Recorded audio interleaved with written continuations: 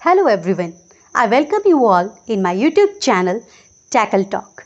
Today I want to talk with you all about how we can uplift our self-esteem.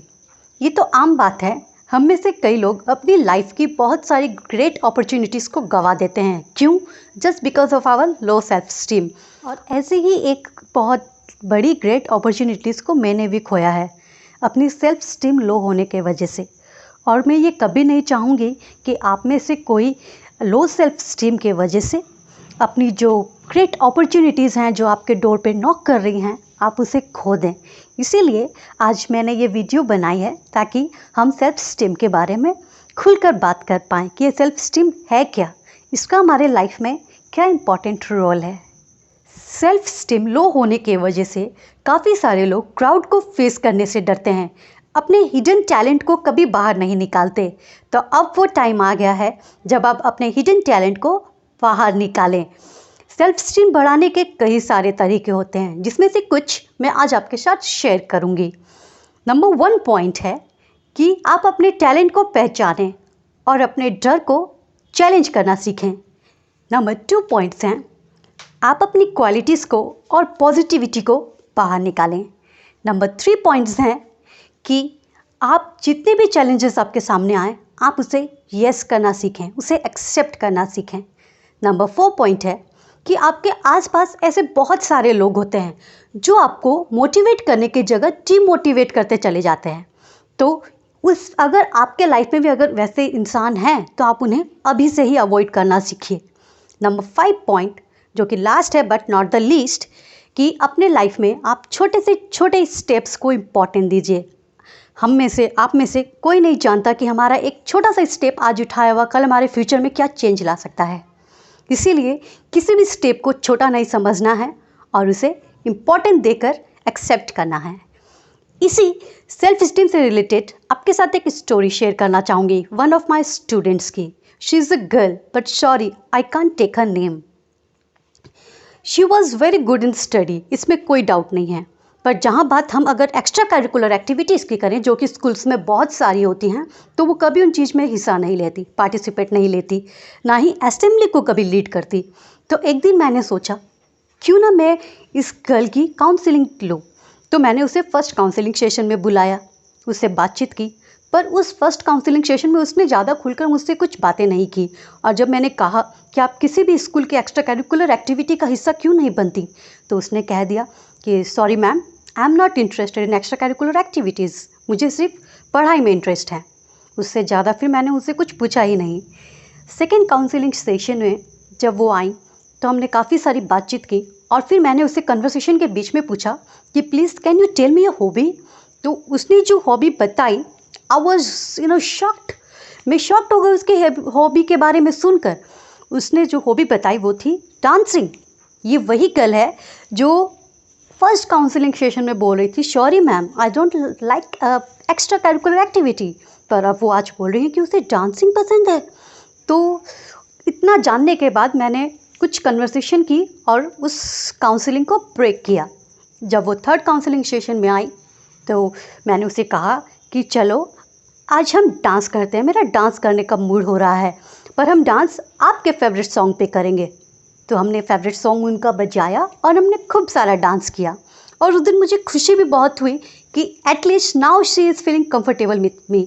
वो अपने आप को free feel कर रही थी मेरे साथ। तो फोर्थ काउंसलिंग सेशन में जब वो मेरे पास आई तो मैंने उसे एक सरप्राइज़ दिया।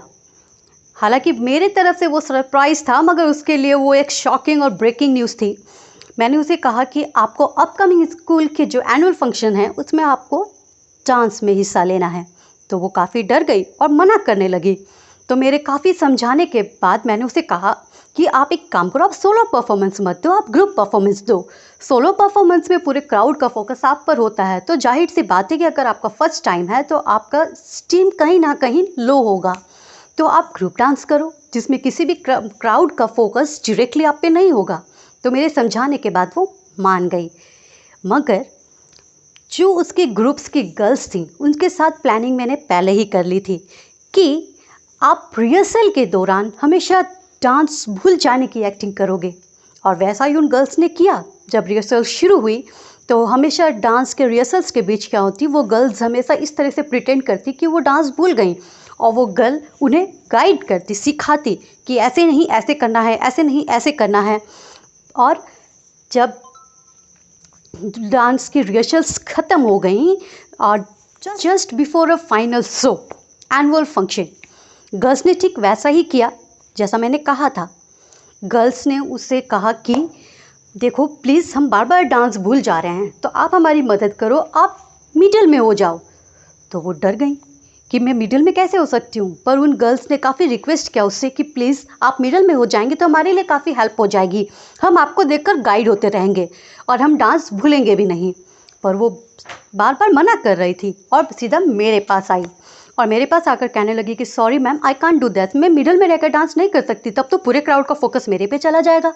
तो मैंने उसे कहा कि देखो बात ऐसी है कि अब कल फंक्शन है, अब हमारे पास कोई चॉइस नहीं है, अगर हम आपको हटा दें या इन गर्ल्स को हटा दें तो परफॉर्मेंस नहीं हो पाएगी, और ये परफॉर्मेंस स्कूल के लिए काफ़ी इंपॉर्टेंट है, ये आप बेहतर जानती हैं।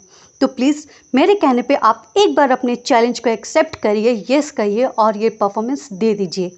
और मेरे काफ़ी समझाने के बाद वो मान गई और उसने किया भी परफॉर्मेंस, और उन्होंने इतना अच्छा किया कि they create a magical moment. और उस दिन मुझे उस पर बहुत प्राउड फील हो रहा था कि मेरे कहने पे उसने ये चैलेंज को यस बोलकर एक्सेप्ट किया और डांस काफ़ी बेहतर तरीके से किया। उसके बाद 5th सेशन में जब वो मेरे पास आई तो उसने जो कहा उससे मैं काफ़ी हैरान रह गई।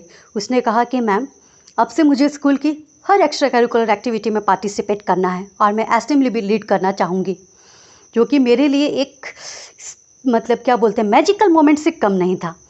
तो मैंने बिना लेट किए उसे यस कहा और उसने उसके बाद काफ़ी सारी स्कूल की एक्टिविटीज़ में पार्टिसिपेट किया, काफ़ी सारे स्कूल के असेंबलीज़ को, प्रोग्राम्स को लीड किया उसने, और एट द लास्ट उसकी होल ईयर की परफॉर्मेंस देखते हुए स्कूल ने उसे as a head girl appoint किया।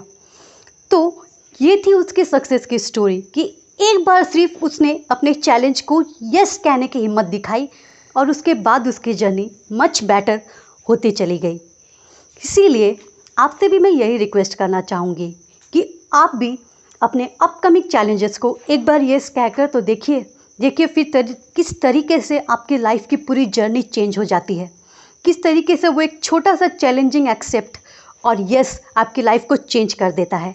अब यही कहना चाहूँगी आपसे कि ठान ले इंसान अगर तो हर मुश्किल को आसान बना सकता है, ठान ले इंसान अगर तो हर मुश्किल को आसान बना सकता है, अगर मान ले इंसान तो एक छोटे से हवा के झोंके को भी तूफान बना सकता है।